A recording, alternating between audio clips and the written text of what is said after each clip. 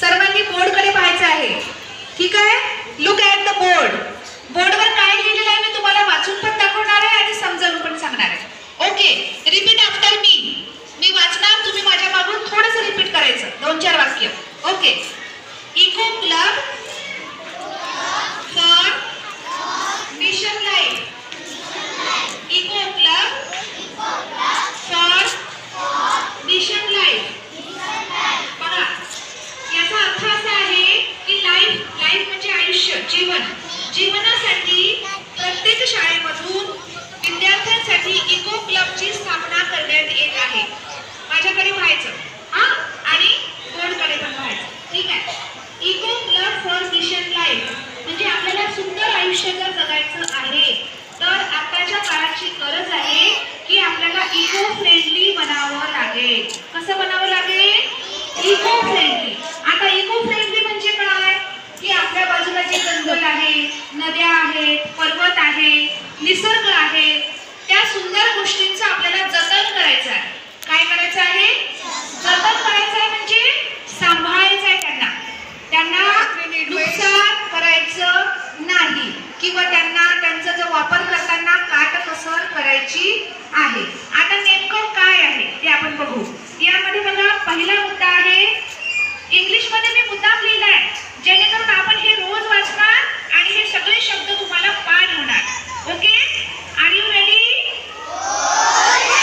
Very good. The first point is healthy lifestyle. Repeat after me. Healthy lifestyle. म्हणा healthy. हा, healthy lifestyle म्हणजे काय? आरोग्यपूर्ण जीवनशैली.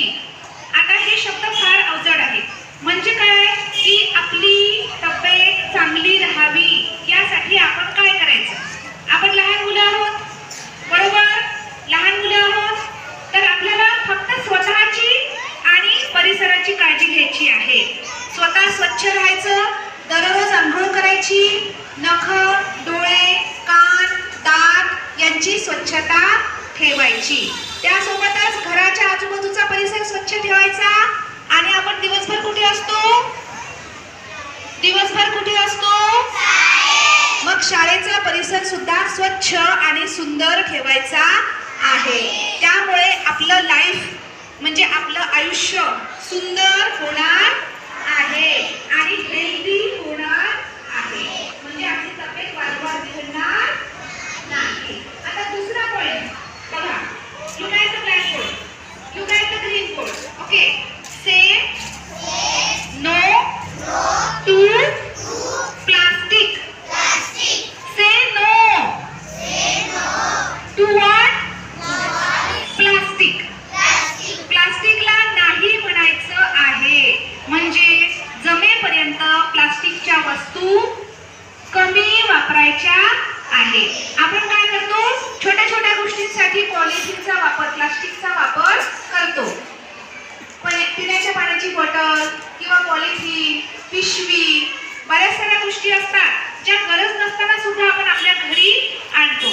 तर घरी आई बाबांना पण सांगायचं आहे की प्लास्टिक कमी वापरायचं आहे. याचा मुद्दा काय आहे? बघा माझ्या मागे. Say no to plastic. Say no to plastic. The third point is waste management.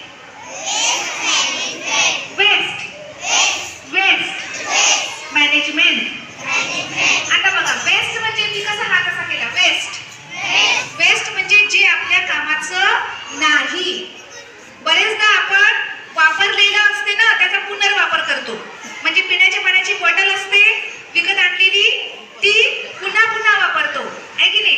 तर ह्या ज्या वेस्ट गोष्टी आहेत, टाकाऊ गोष्टी आहेत, त्याचा योग्य प्रकारे आपल्याला मॅनेज करायच्या आहे.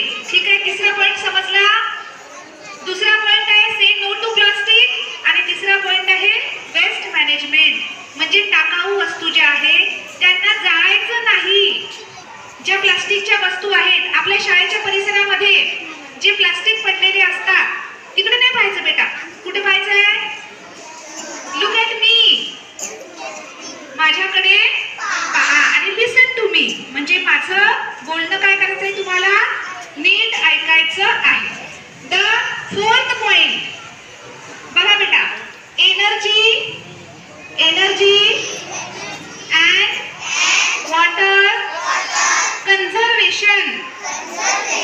वॉटर म्हणजे माहिती आहे?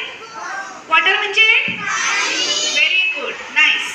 बघा, एनर्जी आणि वॉटर म्हणजे ऊर्जा आणि पाण्याचं संवर्धन आपल्याला करायचं आहे.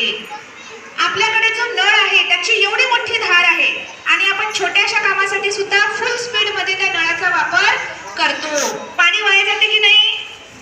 जाते की नाही? आपल्या पृथ्वीवर जे पाणी आहे त्याचा जास्तीत जास्त भाग हा समुद्राचा आहे. समुद्राचं पाणी कसं असते? गोड असते का? खारट असते. कसं असते? नमकीन होता है. समुद्र का पानी कैसे होता है? नमकीन. वो पानी हम पी सकते हैं? उससे खाना बना सकते हैं? नहीं. तो पानी कौन सा अच्छा रहता है? मीठा पानी जो हम पीते हैं. आपल्या नळाला पाणी कोणतं येतं? गोड पाणी येतं.